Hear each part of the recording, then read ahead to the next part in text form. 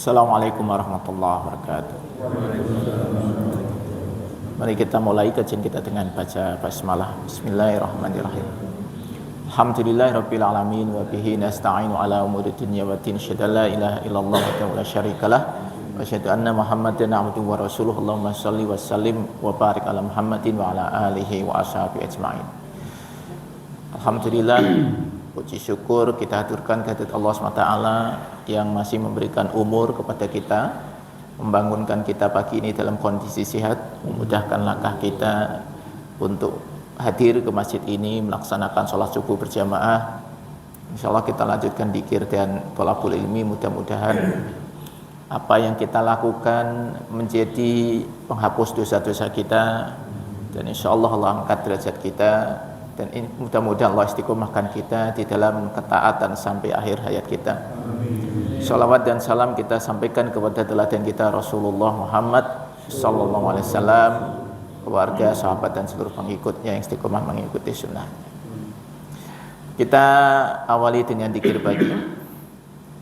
A'udzu billahi minasyaitonir rajim. Bismillahirrahmanirrahim. Allahu la ilaha illa huwal hayyul qayyum, la ta'khudhuhu sinatun wa la nawm, lahu ma fis samawati wa ma fil ard, man dalladhi yashfa'u 'indahu illa bi'idhnihi, ya'lamu ma baina aydihim wa ma khalfahum, wa la yuhituna bi syai'in min ilmihi illa bima syaa, wasi'a kursiyyuhu samawati wal ard, wa la ya'uduhu hifdhuhuma wa huwal 'aliyyul 'azim. Bismillahirrahmanirrahim. Qul huwallahu ahad, Allahus samad, lam yalid wa lam yulad wa lam yakul lahu kufuwan ahad. Bismillahirrahmanirrahim. Qul a'udzu birabbil falaq, min syarri ma khalaq, wa min syarri ghasiqin idza waqab, wa min syarrin naffasati fil 'uqad, wa min syarri hasidin idza hasad. Bismillahirrahmanirrahim. Qul a'udzu birabbin nas, malikin nas, ilahin nas, min syarril waswasil khannas, alladzi yuwaswisu fi sudurin nas, minal jinnati wan nas. Asbahna wa asbahal mulku lillah, walhamdulillah, la ilaha illallah wahdahu la syarikalah, lahul mulku wa lahul hamdu wa huwa ala kulli syai'in qadir. Rabbi as'aluka khaira ma fi hadal yaumi wa khaira ma ba'dah, wa a'udzu bika min syarri ma fi hadal yaumi wa syarri ma ba'dah. Rabbi a'udzu bika minal kasali wa su'il kibar. Rabbi a'udzu bika min adabin finnari wa adabin fil qabr.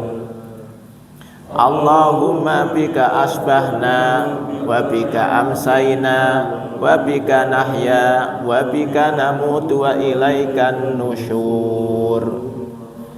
Allahumma anta rabbi la ilaha illa anta, khalaqtani wa ana abduka wa ana ala ahdika wa wa'dika mastata'tu, a'udzu bika min syarri ma sana'tu, abu'u laka bi ni'matika alayya wa abu'u bi dambi faghfirli fa innahu la yaghfirud dunuba illa anta. Allahumma afini fi badani, Allahumma afini fi sam'i, Allahumma afini fi basari, la ilaha illa anta. Allahumma inni a'udzu bika minal kufri wal faqr wa a'udzu bika min adzabil qabr. La ilaha illa anta. Allahumma inni as'alukal afwa wal afiyata fid dunya wal akhirah.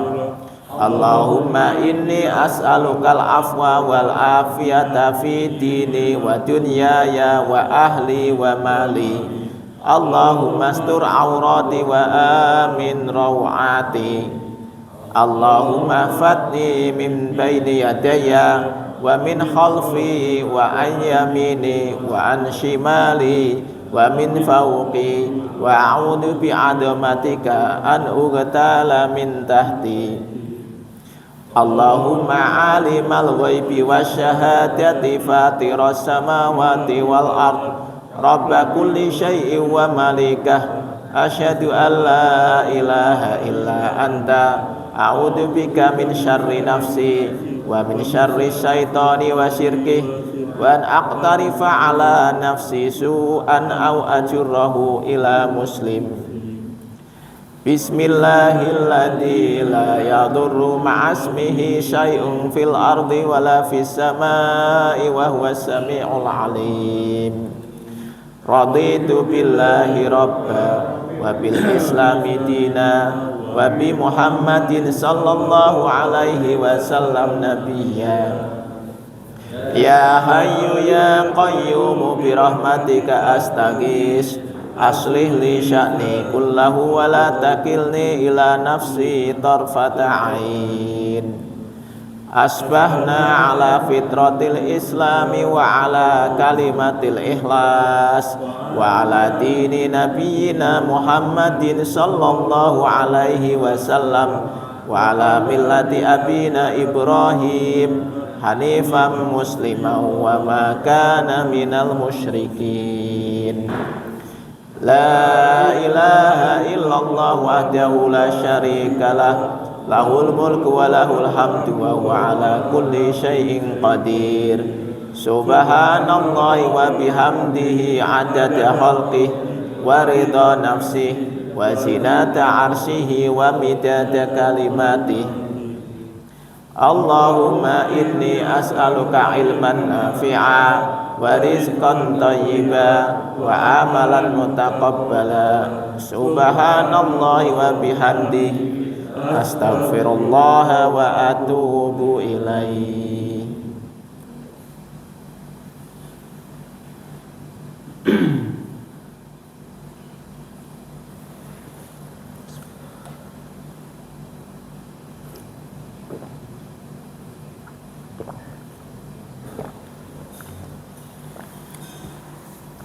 Di antara tadi yang kita baca ada doa yang menurut saya cukup baik ya. Allahumma afini fi badani. Ya Allah, berilah kesehatan kepada badanku. Allahumma afini fi sam'i. Ya Allah, berilah kesehatan kepada pendengaranku. Allahumma afini fi basari. Ya Allah, berikan kesehatan kepada penglihatanku. La ilaha illa anta, tidak ada Tuhan selain Engkau. Allahumma inni a'udzubika, ya Allah sesungguhnya aku berlindung kepadamu minal kufri wal faqr, dari kekafiran dan kefakiran. Wa a'udzubika min adzabil qabr, dan aku berlindung kepadamu dari siksa kubur. La ilaha illa anta, tidak ada Tuhan selain Engkau. Jadi ini doa kalau kita baca, kita minta kepada Allah semoga Allah berikan kita kesehatan badan, pendengaran, penglihatan, ya kan? Dan kita minta perlindungan dari kekafiran dan kefakiran. Nah itu ya, kekafiran dan kefakiran. Setelah itu baru kita minta supaya juga dilindungi dari siksa kubur, ya. Oke. Mengingatkan ini sebelum saya masuk ke materi Al-Hikam. Untuk minggu depan monggo kencelengnya dikumpulkan, gitu ya. Nah, soalnya kalau nggak diingatkan ya lupa itu ya. Oke. Kita lanjut kajian Al-Hikam kita sampai pasal 78. Qaumun aqamahumul haqqu lihikmatihi. Ada kaum yang ditetapkan Allah al-haq untuk lihikmatihi, berkhidmah kepada Allah, beribadah kepada Allah. Jadi ada orang yang memang dimudahkan Allah untuk melakukan ibadah. Ya. Wa qaumun ihtasahum bimahabbati, tetapi ada juga sebagian kaum yang diistimewakan oleh Allah dengan mahabbah kepadanya, cinta kepada Allah.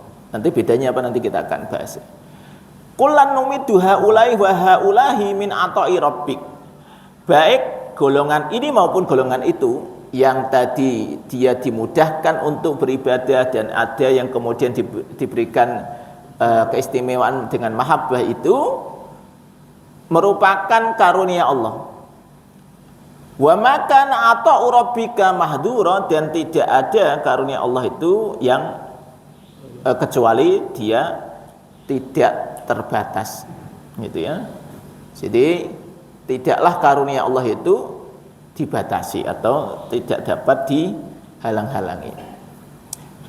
Jadi manusia itu ada yang memang diberikan karunia oleh Allah itu dia mudah untuk melakukan ibadah ini, ibadah itu. Jadi dia menjadi abid. Nah, abid itu artinya ahli ibadah, itu abid. Jadi kalau ada anak namanya abid itu maksudnya doa supaya dia ahli ibadah. Ya, jadi ahli ibadah itu. Gitu. Sholatnya rajin gitu. Pokoknya kalau mau ke masjid itu dia nomor 1 di depan gitu. Kalau perlu dia yang ngandani gitu. Nah, mungkin kalau di sini masih apa? Nah, itu Pak Sokip itu nggak mau diganggu kalau subuh itu. Gitu. Kita ini lagi seleksi marbot, kata Pak Sokip, pokoknya kalau subuh jatah saya, katanya gitu. Jadi marbotnya itu, calon marbot sudah diomongin. Kalau adzan silahkan 4 waktu saja. Yang subuh bagian saya. Nah, itu ya. Ya monggo, itu kan salah satu ya. Karena kan kita ini bukan orang-orang yang ya ini mungkin lagi proses belajar menuju abid. Kalau abid itu dia ada kesempatan untuk melakukan ibadah, dia akan ambil, gitu ya. Wis pokoke nek iso iki teko paling dhisik terus adzan. Wah, itu abid itu. Tapi kalau kita kan lain, Pak. Kita itu nunggu kok ora adzan-adzan gitu ya kan. Nah, jadi mau ke masjid itu nunggu adzan gitu ya. Jadi kan gitu beda itu ya. Tapi ada orang yang dia pengen datang duluan, saya adzan. Nah, itu. Ya, itu kan memang beda itu, ada levelnya begitu. Terus langsung sholat sunnah, qobliyah dan seterusnya. Jadi dia berusaha untuk melakukan ibadah-ibadah. Ya tentu, gitu, kalau ditanya motivasinya apa, gitu ya, tentu ada motivasi yang kemarin kita bahas kan. Kan ada, kita kemarin membahas, kok ada lah ya orang yang kemudian ahli ibadah tapi kayaknya nggak berubah-ubah gitu ya, gitu ya. Padahal kan kita kemudian punya teori kemarin. Secara teori kalau kemudian kita mengikuti apa yang disampaikan Rasul, harusnya hidup kita baik gitu. Artinya secara dunia gitu. Tapi kok kelihatannya secara dunia ya dia begitu-begitu saja. Nah, jadi motivasi yang kemudian ahli ibadah lakukan itu kan macam-macam nih. Ya kalau kita ini kemarin kan levelnya motivasinya kan lebih banyak motivasi dunia gitu ya. Kenapa kok kita ini, saya karena pengen dapat rezeki banyak gitu. Kalau kemarin kalau ditanya kenapa kok ngamalin baca surat ini, baca surat itu, ya karena pengen, kalau ditanya motivasinya sesungguhnya gitu ya, janjiane itu masih ada urusan dunia. Paling tidak gini, kalau ditanya kenapa kok motivasinya begitu, pengen dapat pahala yang banyak, pengen masuk surga, terhindar dari neraka, kan gitu Pak. Ya enggak, itu kan motivasi kita nih ya. Kalau saya yakin gitulah kita motivasi ini kita itu. Kalau ditanya kenapa kok jenengan melakukan ibadah, ya dalam rangka supaya nanti masuk surga, terhindar dari neraka. Tapi ada orang yang kemudian dikaruniai Allah dengan mahabbah. Mahabbah itu apa? Kecintaan kepada Allah. Nah ini levelnya lebih tinggi daripada abid, gitu ya. Yang kemarin kita sebutkan di dalam ya, kalau di dalam surat apa Al-Waqiah itu kan ashabul yamin itu ya abid itu, dan muqarrabin. Nah muqarrabin ini sudah levelnya mahabbah, cinta. Kalau ngomong cinta Pak, dia melakukan sesuatu itu karena apa? Ya karena cinta. Kita ini mencintai, ini kalau kita cinta kepada seseorang, kenapa kok kita melakukan itu? Pamrihnya apa? Nah ini, pamrihnya kalau kita ini cinta, melakukan sesuatu karena apa Pak? Coba. Perhatian. Nah itu ya. Gitu ya. Jadi kan pamrihnya cuma perhatian sebenarnya. Nah ini kalau dulu bapak-bapak PDKT ke apa? Calon istri gitu kan, gimana caranya gitu kan supaya mau dengan saya, itu kan supaya gimana caranya. Kita ini korban mau berapapun harta, wah peduli, yang penting mendapatkan cintanya kan gitu. Jadi feedback yang kita harapkan cintanya itu gitu, bukan feedback yang lain.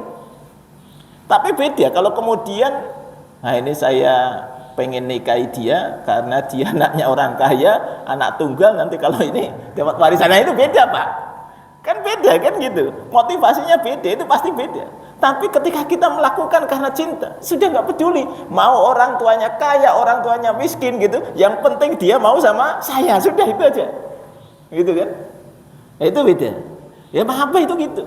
Melakukan sesuatu karena pengen dapat cintanya Allah. Nah itu level yang tinggi itu. Sehingga dia tidak peduli mau dapat surga atau tidak, mau ini diiming-imingi nanti ada neraka, tidak peduli. Yang penting saya dapat cintanya Allah. Sehingga dia itu apa ya? Kenapa kok dia kemudian banyak zikirnya, melihat sesuatu itu seakan-akan ya ini karunia Allah, ini karunia Allah, ini karunia Allah. Begitu itu orang yang mahabbah. Ya kan tadi sudah connect. Ya ini kan kalau kita ini kan kalau orang sedang jatuh cinta itu ya, apa-apa itu yang kita bayangkan gitu. Yang kita bayangkan yang kita cintai tadi gitu. Jadi apa namanya? Dapat surat cinta ini kan, kalau kita zaman kita surat cinta, zaman sekarang mungkin nggak ono lah anak-anak kita itu pakai surat-surat cinta. Kalau kita ini kan zaman bala itu pakai surat-suratan ini ya.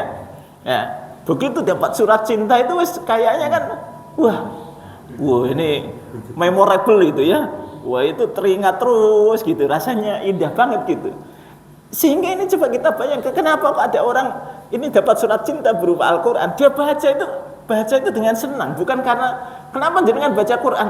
Oh karena ini kan kalau kita setiap hurufnya 10 kebaikan, kan ini kita kan hitung-hitungan pahala kalau kita. Tapi ini tadi orang yang cinta itu seperti dapat surat cinta di bulan baleni mocone gitu loh. Bisa kebayang nggak itu ya? Itulah cinta Pak. Jadi kenapa kok jenengan baca Quran? Ya karena saya pengen ini tadi, ini cinta saya kepada Allah gitu. Nah, level itu yang mungkin ya wallahu a'lam, kalau ada di antara kita yang saya sampaikan itu alhamdulillah. Tapi kalau saya jujur aja, kalau saya belum nyampe gitu ya. Nyampe ini saya itu masih level di mana tadi? Masih hitung-hitungan tadi kan? Terus apa-apa hitungan pahala gitu kan? Ya itu motivasinya. Salah tidak? Ya dikatakan salah atau tidak, itu proses Pak.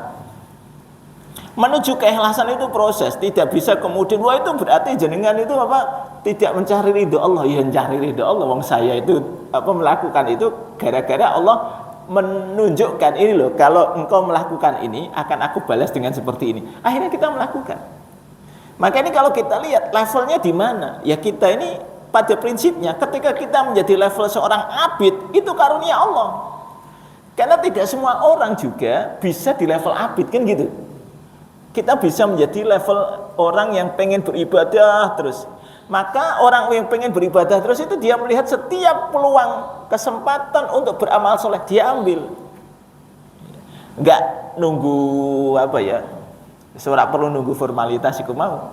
Yang penting ini ada peluang amal soleh, ambil. Peluang amal soleh, ambil. Nah ini kita ini bisa ke sini. Ini kan peluang amal soleh. Ngaji itu peluang amal soleh, ya tinggal datang aja kok gitu ya. Apa susahnya? Tapi kan tidak semua orang ternyata mudah tuh. Jadi kita ini duduk manis ya toh, jenengan niku tinggal ngrungokke ya toh, karo ngantuk-ngantuk itu kan ora apa-apa. Itu peluang amal soleh. Habis itu ngono ku ya ana peluang amal soleh. Pak Basuki ngono ku engko nyiapke bar iki wis nyiapke soto. Lah itu amal soleh Pak Basuki. Itu kan. Nah itu kan Pak Basuki wis ora gelem dipindah pokoke iki jatahku. Iku nek ini amal soleh iki jatahku. Kira-kira begitu. Ya enggak apa-apa kalau kemudian yang lain mau mengikuti silakan.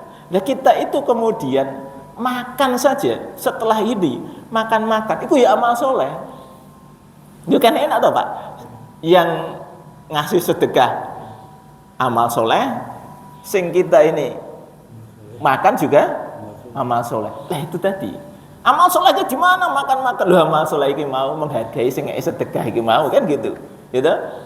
Itu sesuatu yang kita kadang-kadang tidak mudah untuk melakukan itu. Tapi kalau kemudian Allah mudahkan, ya ini tadi datang di sini melu ngaji, wis itu tadi amal soleh. Dan peluang amal soleh di tempat ini banyak, tinggal mau atau tidak kan gitu. Kita tergerak atau tidak.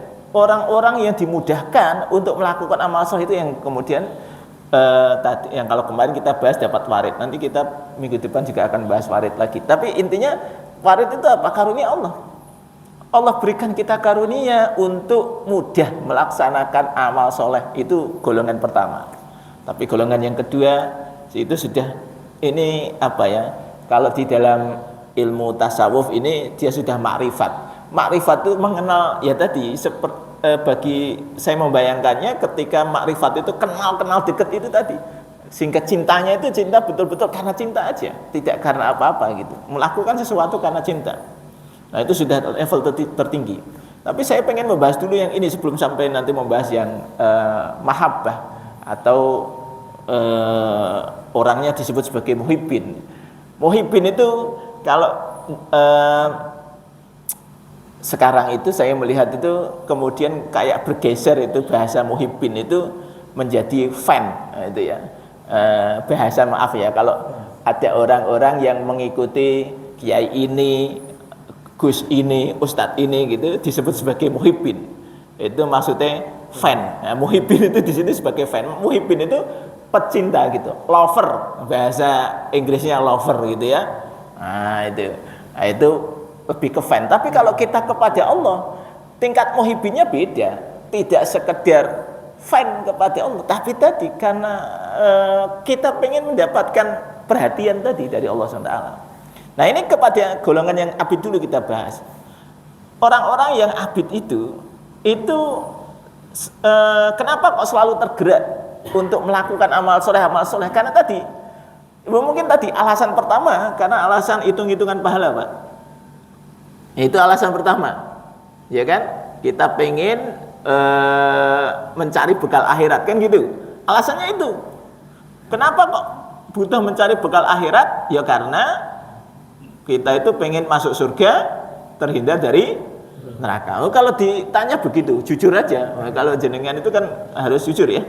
Jadi kalau ditanya kenapa kok ya, saya pengen masuk surga, takut neraka saya. Maka kan syairnya apa Abu Nawas ya? Ilahi lastu apa? Lil firdausi ahla, gitu ya. Wala aqwa alan naril jahimi. Ya. Jadi apa maksudnya? Ya Tuhanku, aku ndak pantas nih masuk surgamu. Tapi nek aku mlebu neraka aku ya wedi. Nah, kira-kira gitu ya. Nah, itu kan Abu Nawas itu ya. Dia menyadari dirinya tidak pantas untuk masuk surga, tetapi kalau disuruh masuk neraka, ya tidak mau saya, gitu ya. Nah, itu manusia Pak. Jadi itu masih baik. Dia masih menyadari bahwa dia nggak pantas masuk surga. Ada orang yang ibadahnya kurang, rumangsane jadi ahli surga. Nah, itu ya. Nah, ini jadi orang yang merasa dirinya tidak pantas masuk surga itu berarti dia baik, gitu kan? Menyadari dirinya banyak kekurangannya. Maka akhirnya kan ditutup tadi yang di bait berikutnya apa itu? Apa sih?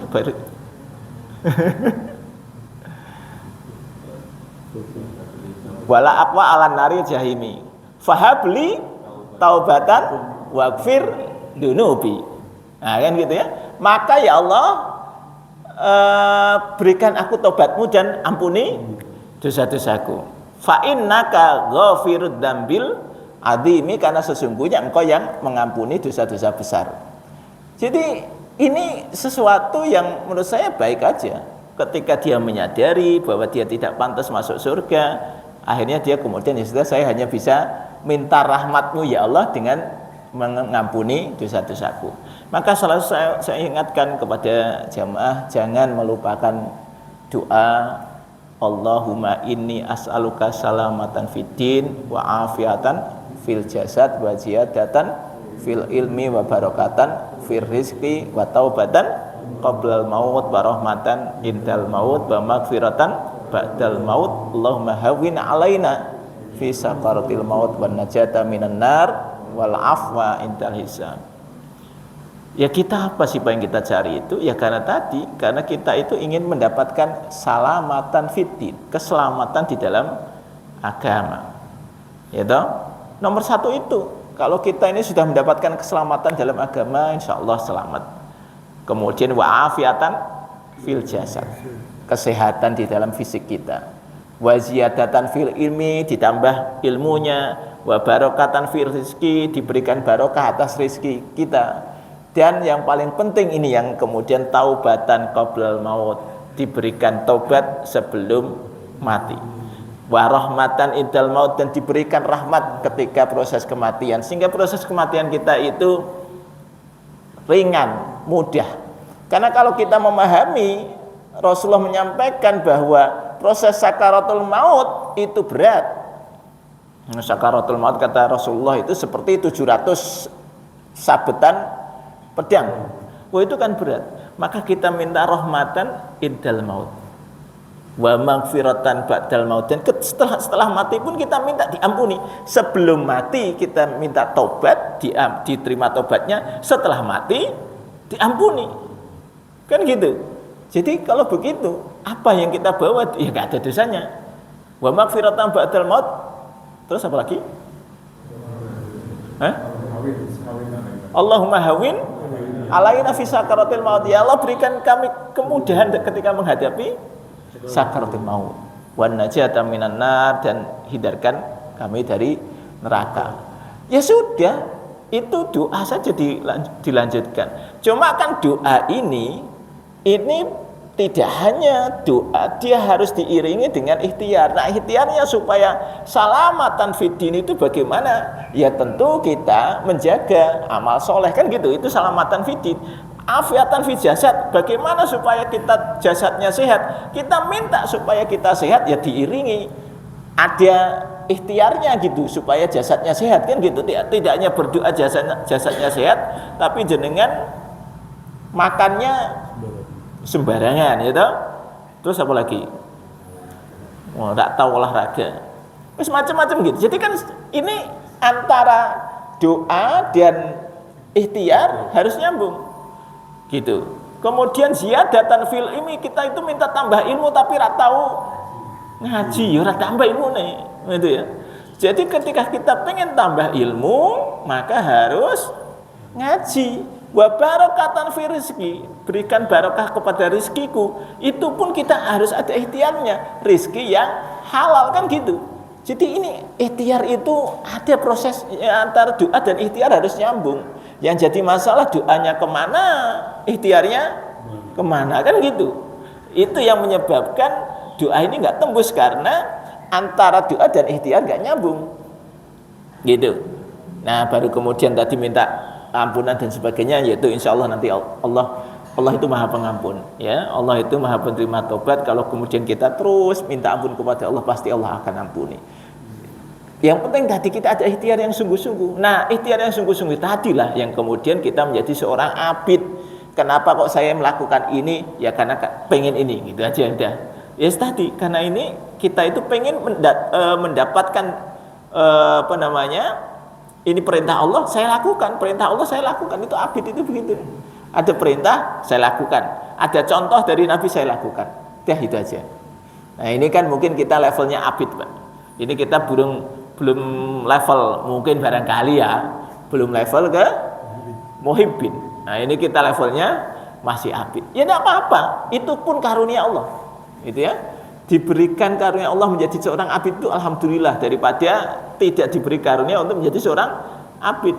Masih banyak saudara-saudara kita yang kemudian tidak tergerak hatinya untuk menjadi seorang abid. Ya nek wis pensiun ngono kudune menjadi seorang abid, kudune nek wis pensiun ya mau apa lagi gitu. Ada iki wis pensiun isih. Nah ini yang kadang-kadang pensiun isih mikire dunia terus itu kan mesake gitu. Itu sampai kapan selesainya itu.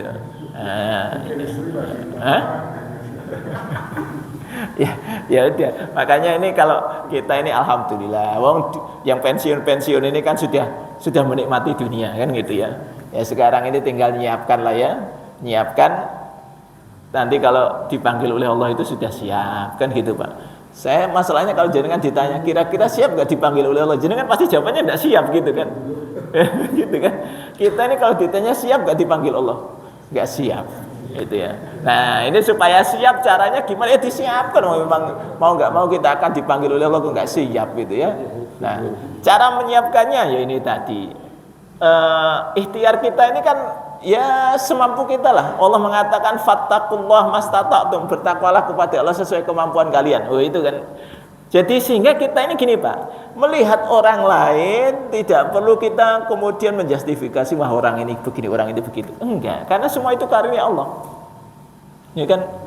Kita ini kalau kemudian kita bisa lebih baik daripada orang lain, alhamdulillah. Tapi kalau tidak bisa ya kemudian kita berusaha. Prinsipnya kemampuan kita di mana? Ada orang yang memang mampunya begitu, ya sudah nggak apa-apa. Memang dia mampunya hanya di situ kok. Terus dipaksa-paksakan tidak bisa. Jadi misalnya sama-sama ngaji ini, kalau ngaji itu kan juga ternyata kan daya serapnya kan beda-beda ya kan. Ada yang memang daya serapnya 50%, ada yang cuma 30%, bahkan ada yang cuma 10% gitu ya. Wes cuma 10% kok balik juga hilang. Ya itu repot itu. Ya tapi nggak apa-apa. Itu ikhtiar sudah dilakukan dengan dia datang ngaji dan seterusnya. Ya kan? Nah, maka kita tidak kemudian melihat orang lain ketika orang lain kayaknya kok kurang begini kurang begitu, ya sudahlah nggak apa-apa. Setiap orang punya makom sendiri-sendiri gitu ya. Dan kita tidak tahu nih Pak, kita ini nanti jadi ahli surga benar atau tidak. Karena jangan-jangan nih kita ini alim gitu ya, kayaknya seorang abid gitu. Tapi mungkin nanti justru orang-orang yang kita anggap biasa-biasa saja itu masuk surganya duluan, gitu ya. Nah, kita masuk surganya belakangan. Kan tidak tahu Pak, ya kan? Jadi karena ketidaktahuan kita tentang apa yang nanti kita dapatkan, ya sudah kita berproses. Syukur kita bisa masuk ke dalam golongan muhibbin. Muhibbin yang betul-betul melakukan sesuatu karena cinta. Wis tidak peduli dapat surga atau nanti bagaimana dapat surga atau enggak. Ya sudah pokoknya saya melakukan aja. Nah itu sudah luar biasa kalau bisa melakukan itu, sehingga nanti kita itu melihat sesuatu ini karunia Allah semua gitu ya. Tidak melihat apa ya, jadi melihat sesuatu itu bukan pada apa yang kita lihat, tetapi pada dibalik yang kita lihat, itulah Allah. Itu kan tingkat yang tinggi Pak. Kita ini ketika melihat ini tadi, kita melihat ini, kalau bapak-bapak lihat seorang perempuan cantik itu bukan karena cantiknya perempuan ini, tetapi bagaimana Allah kuasa untuk membuat orang cantik. Dan ketika kemudian kita lihat, saya ini kemudian saya pernah bermimpi Pak, itu kemudian di hadapan saya orang cantik semua, dan itu kemudian saya bingung, iki terus yang tak pilih sing di itu gitu, karena saking kemudian cantik semua. Itu saya kemudian membayangkan ternyata ya kalau kemudian di dunia ini orang itu cantik semua, kita juga akan bingung Pak, ya kan? Ya makanya kalau kemudian ada orang cantik, ada orang jelek, ya itu memang dibuat itu seperti itu sehingga kita ada perbandingannya.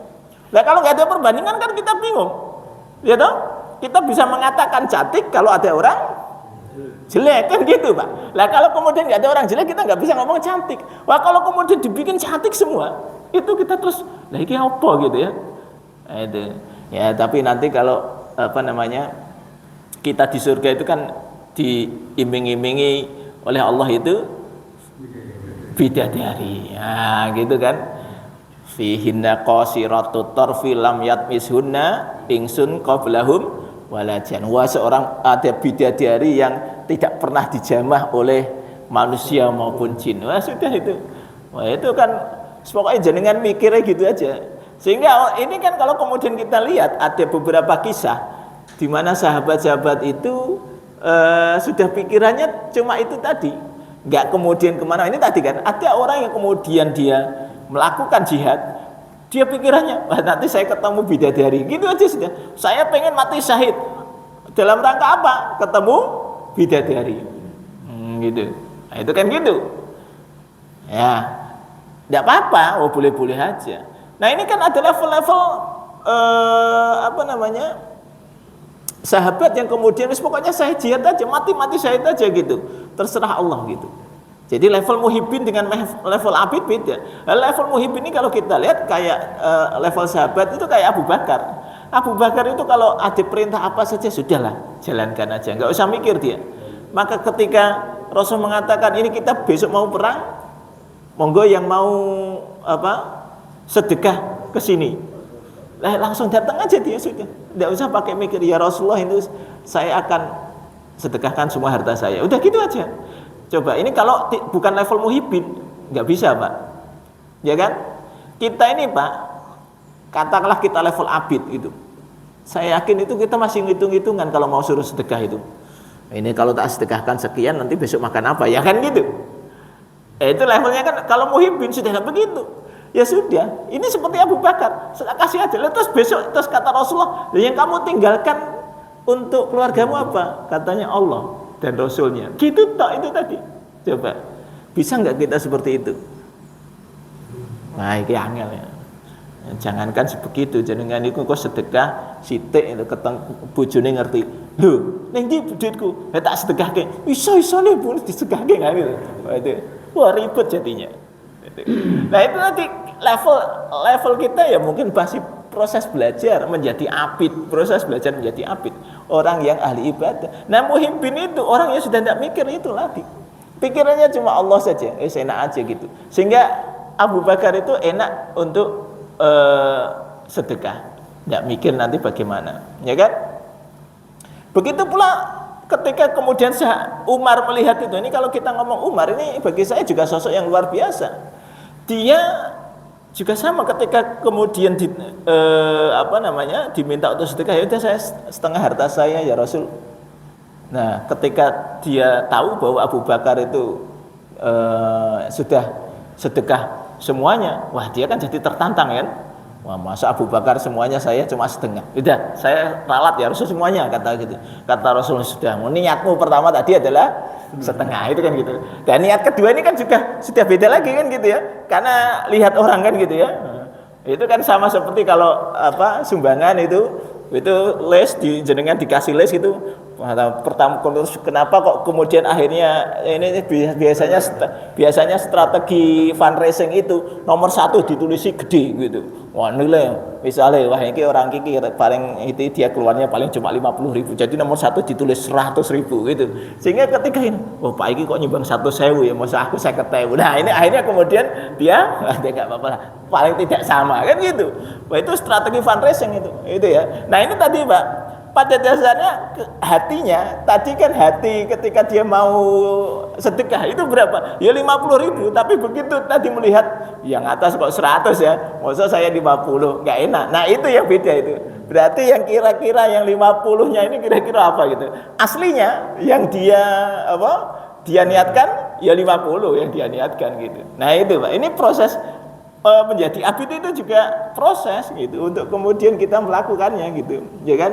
Ya memang akhirnya ini dipakai ya untuk strategi fundraising wis ora apa-apa, ikhlas ra penting gitu. Ya betul bagi kita ini yang penting dapat duit gitu. Tapi kan orang yang sedekah ini kan proses belajar ikhlas itu tadi ya. Untuk kemudian dia mau ikhlas itu tidak mudah. Nah itu tadi ya. Bedanya Muhyiddin ini kembali kepada si Umar bin Khattab, saya cerita. Nah, Umar bin Khattab ini menurut saya adalah sebuah satu orang figur yang bagaimana beliau itu karena kecintaannya kepada Allah, maka beliau ini melakukan sesuatu selalu hati-hati. Karena pada prinsipnya tadi, orang yang cinta itu pengen mendapatkan perhatian dan tidak mau melakukan kesalahan, kan gitu kira-kira itu ya. Kita ini ketika tadi jatuh cinta itu jangan sampai nanti dia nggak senang, kan gitu kira-kira. Saya melakukan sesuatu yang dia tidak disenangi dia, itu nanti akan membuat hubungan saya jadi tidak baik. Kan itu karena cinta, Pak. Jadi orang jatuh cinta, wah ini itu kan bicara nih, oh senangnya dia apa, kan gitu. Jadi kita ini ketika jatuh cinta, kita itu punya list apa kesukaan dia dan apa ketidaksukaan dia. Kira-kira gitu ya kalau orang jatuh cinta ya. Jadi ketika kita PDKT itu kita tahu dia senangnya ini, tidak senangnya ini. Nah itu. Nah itu kira-kira seperti itu. Nah Umar itu ya tipenya seperti itu. Dia tahu Allah sukanya apa dan tidak suka apa. Jadi kalau ditanya Umar apakah kemudian mikir nanti dapat surga atau dapat apa gitu. Tidak, dia hanya kemudian bagaimana Allah suka dan dia menghindari yang Allah tidak suka. Maka ketika beliau diangkat menjadi khalifah, wah itu hati-hati benar dalam rangka supaya dia tidak melakukan apa yang Allah tidak suka. Hati-hatinya itu luar biasa. Sehingga kalau kita membandingkan Umar dengan orang-orang zaman sekarang, pemimpin-pemimpin zaman sekarang jauh banget gitu ya, bumi dan langit itu. Umar bin Khattab itu, Pak, ketika dia menjadi khalifah, ini hati-hati banget dalam urusan keluarga. Jangan sampai keluarganya itu menyebabkan dia tidak amanah. Ini urusan keluarga susah nih. Ini kan sama-sama cinta. Karena dulu dia pernah diingatkan oleh Rasulullah. Jadi dia pernah ngomong gini Umar itu, ya Rasul, saya itu cinta kepada engkau melebihi cintaku kepada orang yang lain termasuk keluargaku. Tetapi cintaku kepada diriku lebih tinggi daripada cintaku kepada engkau, kan gitu. Jadi maksudnya aku itu cinta kepada engkau ya Rasul dibandingkan orang lain termasuk keluargaku, tapi ya kalau cinta kepada diriku lebih tinggi daripada cintaku kepadamu gitu ya. Maka Rasul mengatakan, ya wahai Umar,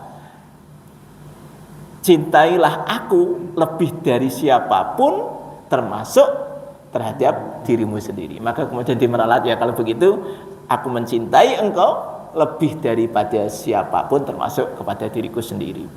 Dan itu ikrar itu dibuktikan ya, termasuk ketika kemudian ada keluarganya. Ini susah nih kalau udah ngomong keluarga. Jadi saya membayangkan nih kalau kita jadi pemimpin sekarang, keluarga mau menikmati itu ya susah. Contoh yang kemudian bagaimana Umar bin Khattab itu hati-hati dalam rangka menikmati fasilitas negara.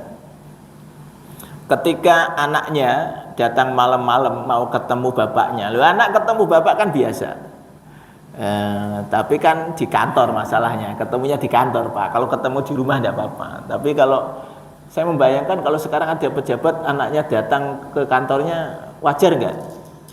Wajar. Tapi kata Umar, tanya dulu, kamu kesini urusan pribadi, urusan keluarga, atau urusan pemerintahan negara? Lah anaknya tanya, lah apa tuh bedanya itu Pak? Saya kesini masuk ditanya begitu. Enggak. Kalau kamu kesini urusan pemerintahan kau sebagai rakyat, ya, ini kan waktu itu malam-malam, lampu nggak apa-apa nyala. Wong ini lampu dibiayai oleh negara. Tapi kalau kamu kesini sebagai seorang anak kepada bapak, tak matiin lampunya. Kira-kira ono enggak ini pejabat kayak gitu? Ora ono. Enggak ada ceritanya. Kemudian datang itu anaknya gitu ke kantor gitu. Kamu kesini mau urusan apa? Urusan apa pribadi apa urusan ini? Apa urusan kerjaan? Kenapa Pak? Kalau urusan pribadi asli tak pateni. Itu enggak ada ceritanya gitu kan. Itu. Enggak ada. Nah itu. Nah, ada satu kisah lagi itu sama itu anaknya lagi. Jadi ini Umar ini menarik ini. sangat hati-hati. Beliau selalu mengingatkan ini pokoknya jangan sampai anaknya itu mengambil bagian, karena yang jadi pemimpin, yang jadi khalifah dia, bukan anaknya, gitu kan. Suatu saat itu anaknya namanya Abdullah bin Umar. Abdullah bin Umar itu beli unta, gitu ya. Kemudian beliau ini kan ceritanya beli unta mau digemukkan, habis itu nanti kalau sudah besar dijual, ya gitu ya. Nah dulu Baitul Mal itu, yang namanya Baitul Mal itu kan tempat untuk menerima zakat ya, ngumpulin zakat itu Baitul Mal. Nah salah satu yang dikumpulin zakat, yang mungkin ini yang saya melihat di Indonesia belum ada ya. Zakat yang banyak saat itu adalah salah satunya adalah zakat peternakan. Jadi kan dulu itu pemasukan zakat dari mana? Penghasilan orang zaman dulu kan 3 sektor nih. Pertanian, peternakan, perdagangan. Zaman dulu cuma begitu tuh. Enggak kayak saiki pakaian masih bingung itu.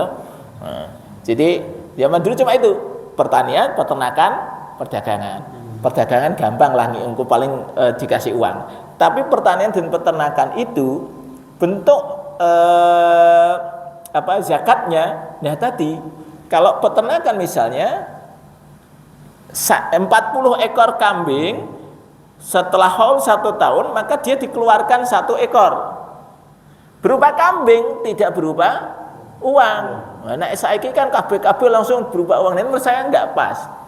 Karena kalau kita meniru zaman Rasul itu, kalau peternakan ya ini kita ngomong peternakan itu zakat peternakan itu kalau harusnya di Indonesia ada. Karena saya lihat itu banyak peternak yang kambingnya banyak, yang peternakan sapi juga banyak. Nah, itu yang saya belum nemu di Indonesia Baitul Mal kayak gitu. Jadi ceritanya ini apa tadi? Ada Baitul Mal yang memang dipersiapkan untuk menerima zakat berupa peternakan. Di situ diopeni Pak, jadi dikasih makan yang pokoknya supaya ini dijaga betul, sehingga nanti ketika dibagikan itu sehat dan sebagainya. Nah ceritanya Abdullah tadi titip, dia titip Pak, itu aku kan juga pengen supaya untaku gemuk gitu ya. Nah titip, kira-kira nek anake pejabat itu, terus iki sing jaga iki mau diomongi aku titip kanu ya, titip ontaku ya, kira-kira sing jaga mau nolak enggak? Ya enggak mau nolak, anaknya khalifah masa ditolak. Ya sudah enggak apa-apa, dipelihara saja di situ Pak. Jadi ceritanya setelah gemuk dijual ke pasar, dilalah. Ketika dijual di pasar itu pas Umar sidak di pasar dan dilihat, Umar lihat, kok ada unta gemuk, itu siapa yang punya? Terus orang ngomong, lah itu kan yang punya putra jenengan itu, punya Abdullah. Abdullah punya unta besar segitu? Wah aku tidak tahu. Dipanggil anaknya. Abdullah, itu ceritanya kamu punya unta itu dari mana? Ya beli ya, terus kamu pelihara di mana? Ya tak titip kayak di Baitul Mal. Oh kamu dia katanya konten gini. Ya udah gini aja nggak apa-apa. Kamu jual, tapi untungnya semuanya masuk ke Baitul Mal. Jadi kamu hanya boleh menerima pokoknya saja. Untungnya kamu kasih ke Baitul Mal. Kenapa? Ya karena ini tadi, ini menggunakan fasilitas Baitul Mal. Gitu. Sampai segitunya Pak. Nah kita bayangkan kalau ada pemimpin seperti itu. Kan ketoknya saiki kayak susah ya. Kalau bisa ya memanfaatkan ada bapaknya gitu. Kan kita ini kan akhirnya di zaman kita ini kenapa menjadi rusak? Ya karena tadi tidak memiliki rasa seperti Umar tadi. Umar itu kenapa begitu? Karena tidak mau menyalahi aturan Allah. Jadi karena cintanya dia tadi kan pengen supaya terhindar dari sesuatu yang tidak disukai Allah. Nah itu tadi, muhibbin itu seperti itu. Nah kalau kita ini levelnya abidin pun, ya seorang abid itu paling tidak kita juga berupaya untuk tidak melakukan kesalahan. Karena apa? Ya tadi kita takut dosa, kita takut masuk neraka. Ya itu ini kalau level kita lah, kita takut dosa, kita takut masuk neraka, sehingga dihindari Pak. Nah kalau kemudian kita ini masih gampang untuk melakukan kesalahan-kesalahan. Ya sudah. Karena apa? Begitu kita ini melakukan dosa yang satu, itu terjerumus ke dosa berikutnya itu lebih mudah. Jadi dosa satu akan menular ke dosa dua ke dosa tiga, dan seterusnya. Maka kalau kita ini menjadi seorang yang abid, mudah-mudahan kita masuk bagian dari itu, masuk bagian dari ashabul yamin. Kalau misalnya kita tahu nih kita sedang kejebloan ke dalam dosa, ya cepat-cepat untuk istighfar. Kan kalau kita membaca surat Ali Imran itu ya, jadi ciri orang yang takwa itu walladzina idza fa'alu fahisyatan aw dzalamu anfusahum dzakarullaha fastaghfaru lidunubihim. Orang yang ketika dia melakukan dosa besar ataupun dosa kecil, kemudian dia ingat kepada Allah, maka dia meminta ampun kepada Allah. Wa may yaghfirud dzunuba illallah, dan siapa yang bisa mengampuni dosa selain Allah. Jadi artinya kita ini tidak ada jaminan bahwa kita tidak melakukan dosa. Tapi kata Allah, orang yang takwa itu ketika dia melakukan dosa, dia ingat kemudian istighfar. Nah, itu aja ya. Jadi mudah-mudahan sekali lagi kita selalu berdoa kepada Allah. Yang paling penting semoga Allah tetapkan kita di dalam ketaatan kepada Allah sampai akhir hayat kita. Kita tutup dengan kafaratul majlis. Subhanakallahumma wa bihamdika asyhadu an la ilaha illa anta astaghfiruka wa atubu ilaik. Assalamualaikum warahmatullahi wabarakatuh.